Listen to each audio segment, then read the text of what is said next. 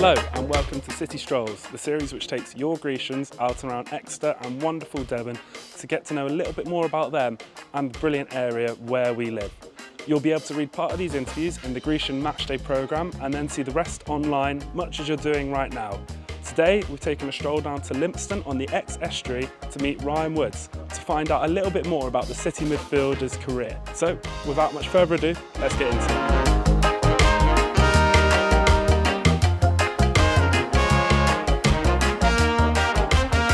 Ryan, thank you for joining me. Now, you've been living down in the southwest now for about 6 months. How have you found living down here? It's been really nice actually. It's obviously very different to anywhere I've sort of stayed before.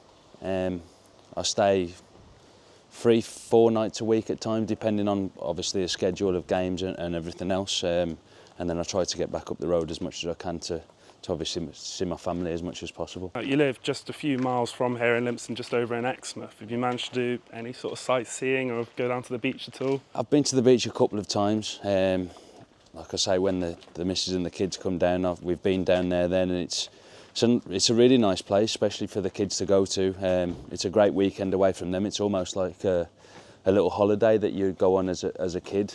So it's really nice for them.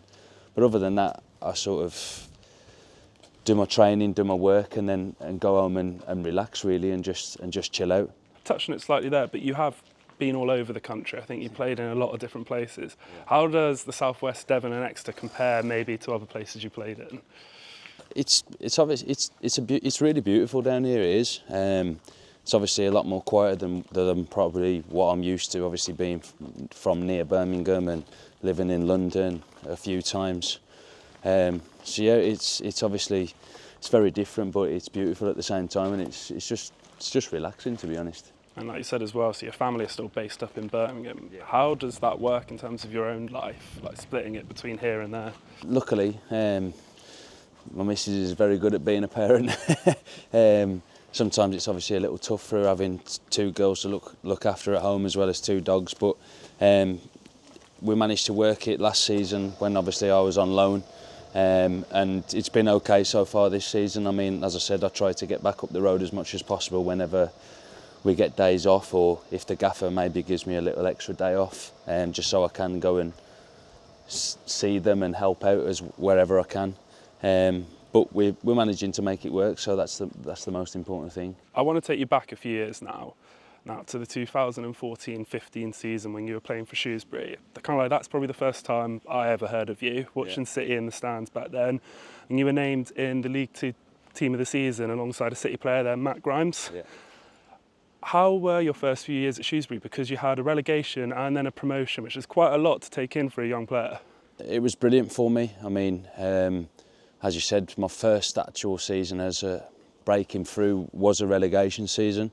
I played right back for a number of games, and then I think I played centre midfield towards the end of that season. But it was a real tough division that season. I know Wolves were down there; they had an unbelievable squad for the league, and we just probably didn't have enough, if we're being honest, at the time. And then we obviously suffered the relegation. But again, the season after was brilliant again, because I sort of really broke through that season. We had a really good team in League 2, and we sort of dominated for large parts, even though we didn't actually win the league. We came second, but we were definitely the strongest team in that division at the time, and we had a lot of good cup runs. Obviously that one against Chelsea on TV, probably, if I could choose a game that almost kick-started my career in a way of people noticing me, would have been that game. They played a really strong team that night. I played up against Oscar and had a really good game. So yeah, I think if I could pinpoint a moment where it probably it turned for me in terms of people noticing me, I think it would have been that game. At the end of that season, well, the summer following it, you became Shrewsbury's record sale at the age of 21. I think that's a record that still stands today. We moved to Brentford. Yeah. Was there any time you felt pressure involved in that? Because it's a lot of money, over £1 million that you moved for. Yeah, obviously it was huge. As I said before, me and my partner, my mum and dad actually own a pub, and we had the apartment above that as our little bit of own space at that age.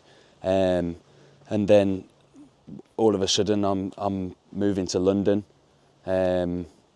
Obviously I'm moving to the Championship as well, having not really played loads of games in League One, but obviously a lot of games in League Two. So I sort of jumped to division as well in a way. And it was obviously, as you say, it was a big moment in my career, and it didn't actually start off too well. I signed under Marinus Dijkhuizen, and at the start it wasn't going well. I remember ringing my agent and just saying, look, I wish I could rip this contract up and go back to Shrewsbury. But fortunately, you know, things changed for me. Lee Carsley actually took over with Paul Williams, and I played a handful of games for them until Dean Smith came in, and then that's when it really changed for me again. He had a huge impact on my career, and obviously gave me that confidence to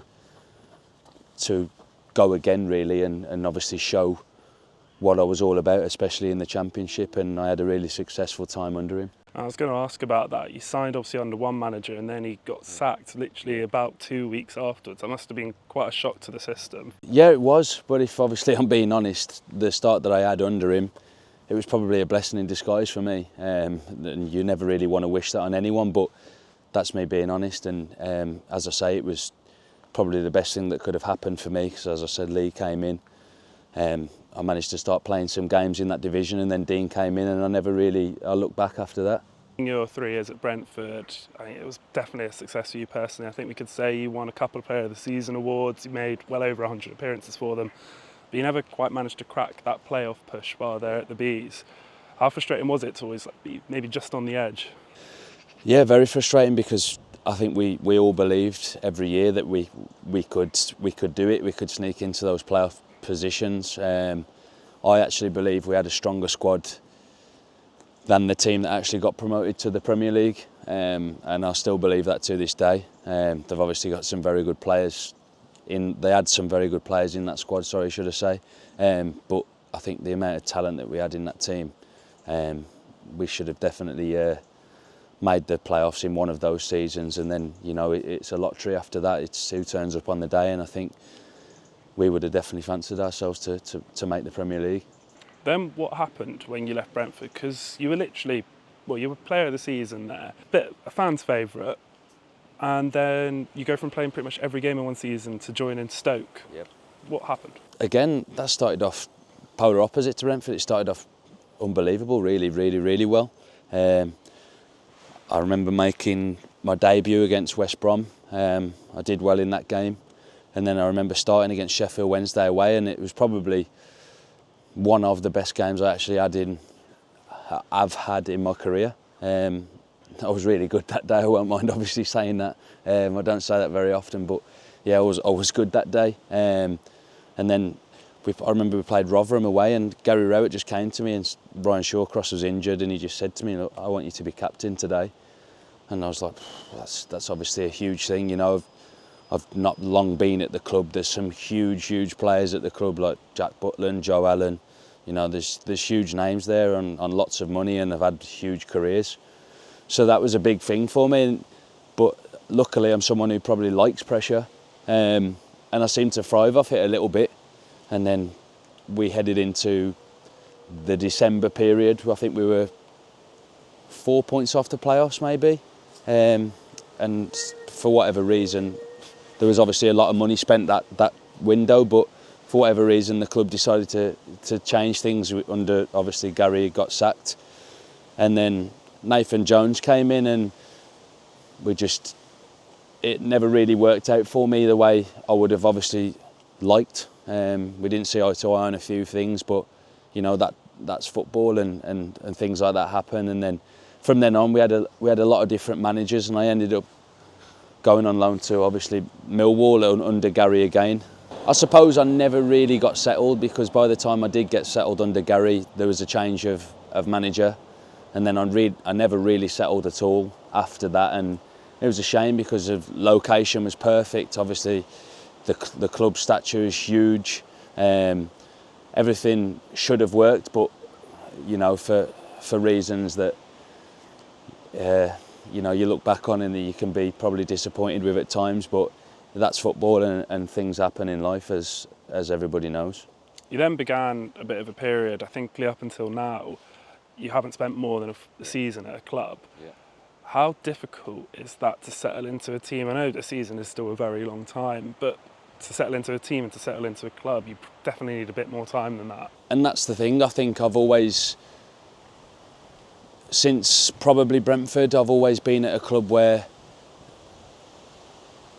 I've probably been the person to go in and try and change the style of play, be the first person, sorry.